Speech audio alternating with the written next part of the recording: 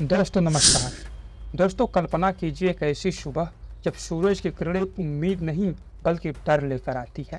आपके चारों ओर जलते हुए जंगल, सूखी नदियाँ और मरते हुए जीव जंतु। यह कोई साइंस फिक्शन की फिल्म की सीन नहीं है बल्कि आज की सच्चाई है। दोस्तों पृथ्वी पर जलवायु संकट के नए खतरनाक और अनिश्चित दौर में प्रवेश कर चुकी है। बायोसाइंस पत्रिका में प्रकाशित एक नई रिपोर्ट हमें चेतावनी देती है कि हमारे ग्रह की 35 में से 25 प्रमुख संकेतक चरम पर पहुंच चुकी है। रिपोर्ट के अनुसार मानव आबादी, पशुधन की संख्या, मांस उत्पादन और जीवाश्म ईंधन की खपत जैसी चीजें उस स्तर पर पहुंच चुकी हैं जहां से वापसी मुश्किल हो सकती है। दोस्तों हर दिन पृथ्वी पर 2 लाख नए इंसान और 1,70,000 नए पशु जुड़ रहे हैं। क्या आप जानते हैं कि इसका मतलब क्या है? यानी हर पल हमारी धरती पर दबाव बढ़ता जा रहा है। दोस्तों क्या कोयला और तेल की खपत को हम रोक सकते हैं? 2023 में कोयला और तेल की खपत में 1.5% की बढ़ोतरी हुई।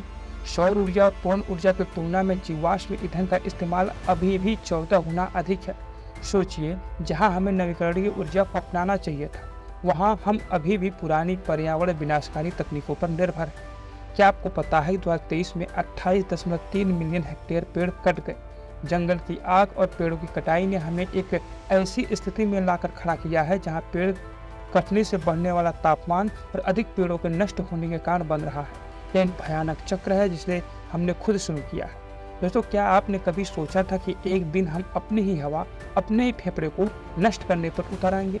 दोस्तों कार्बन डाइऑक्साइड, मीथेन और नाइट्रस ऑक्साइड जैसे ग्रीन हाउस गैसों का स्तर इतना बढ़ चुका है कि हमें एक अदृश्य जेल में कैद कर रहा है।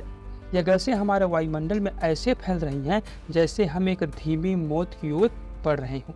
वैज्ञानिकों का मानना है कि 2024 अब तक का सबसे गर्म साल हो सकता है। महासागरों का तापमान और अम्लीयता अपने चरम पर है, जिससे समुद्री जीवन के लिए बड़ा संकट खड़ा हो गया है। 2021 और 2023 की हीट वेव के दौरान हमने जो देखा वह सिर्फ एक झलक थी, असली विनाश अभी बाकी है।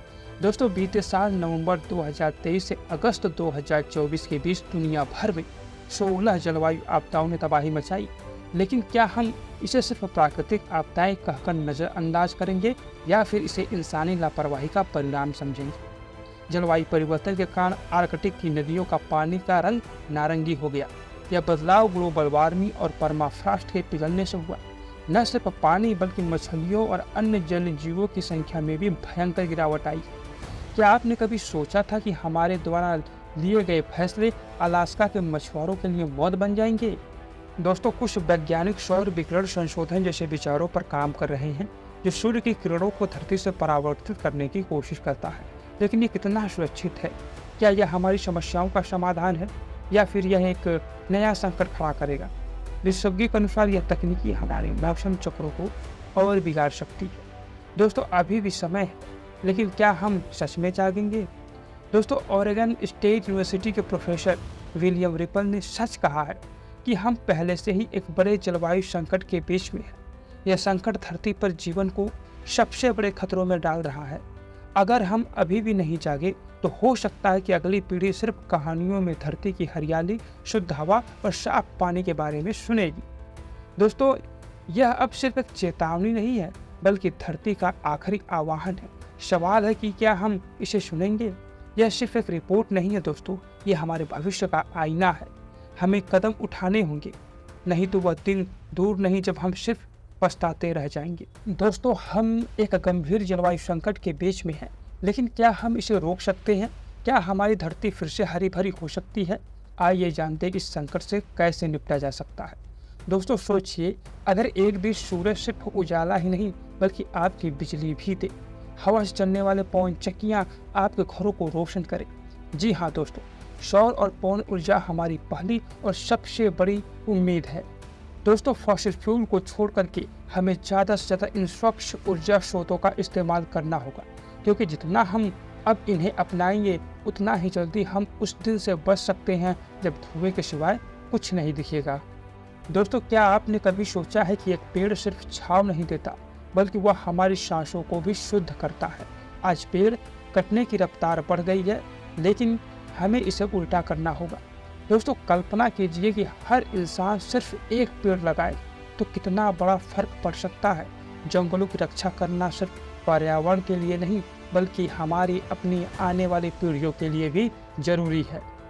दोस्तों, यह वक्त है कि हम खुद से पूछें, क्या हम अपने बच्चों को उस धरती पर छोड़ेंगे जहां सांस लेना मुश्किल हो जाए? दोस्तों, क्या आपको पता है कि 1 किलो मांस उत्पादन में जितना पानी और संसाधन लगता है उतना किसी फसल के उत्पादन में नहीं लगता। रूमिनेंट पशु जैसे गाय और भेड़ बड़ी मात्रा में मीथेन गैसों का उत्सर्जन करते हैं, जो जलवायु परिवर्तन का एक बहुत बड़ा कारण है। इसलिए दोस्तों, हमें अपनी मांस की खपत को कम करना होगा। क्या हम अपनी धरती की कीमत पर अपना पेट भरना जारी रख सकते हैं या फिर हम अपने आहार में बदलाव लाकर एक बेहतर दुनिया बना सकते हैं?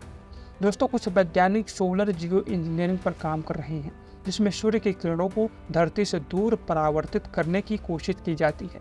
लेकिन क्या यह समाधान है या एक नया खतरा?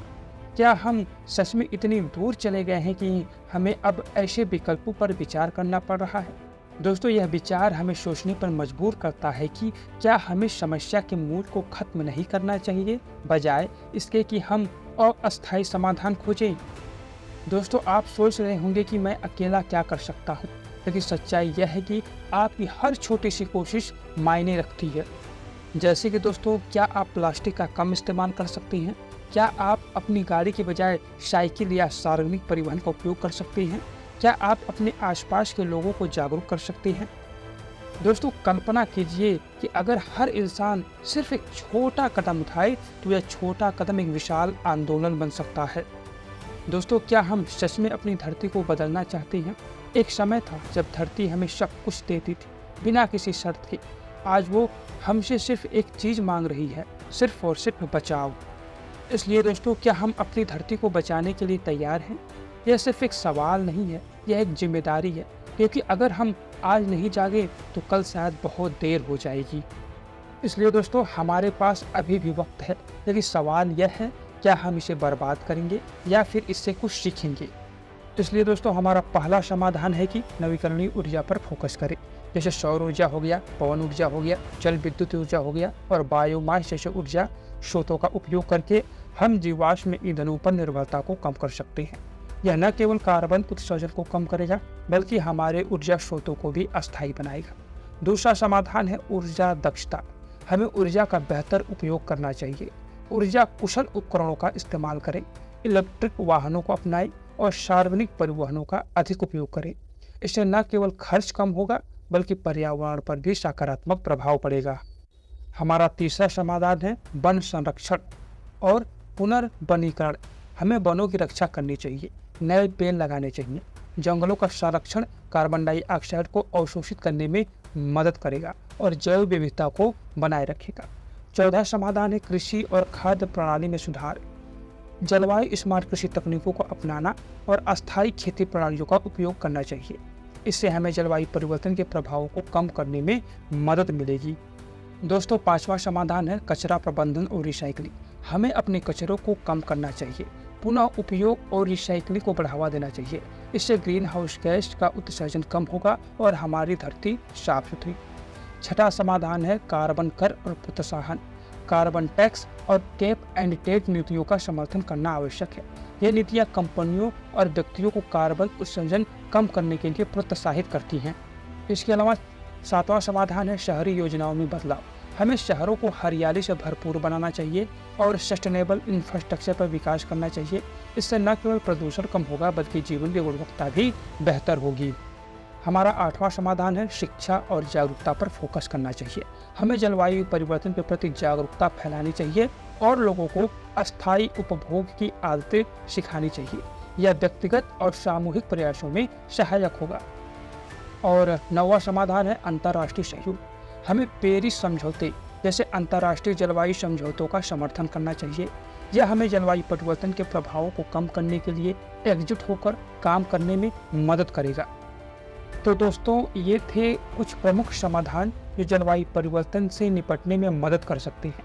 अगर हम सब मिलकर इन उपायों को अपनाएं तो हम एक बेहतर भविष्य की दिशा में आगे बढ़ सकते हैं। दोस्तों, जलवायु परिवर्तन कोई दूर की समस्या नहीं है, यह हमारी दैनिक जिंदगी का हिस्सा है। आज हमें जो निर्णय लेने हैं वे आने वाली पीढ़ियों के भविष्य को आकार देंगे। इसलिए हम सभी को अपनी जिम्मेदारी निभानी होगी। यह एक व्यक्तिगत यात्रा नहीं है, यह एक सामूहिक प्रयास है। आइए हम सब मिलकर एक ऐसे भविष्य का निर्माण करें जहां हमारे बच्चे, हमारे पोते पोतियां और आने वाली पीढ़ियां एक सुरक्षित और स्वस्थ ग्रह पर जी सके। इसके लिए दोस्तों आप क्या कर सकते हैं? क्या आप अपनी ऊर्जा के स्रोतों को बदलने के लिए तैयार हैं? क्या आप प्लास्टिक के उपयोग को कम करने के लिए कदम उठाएंगे?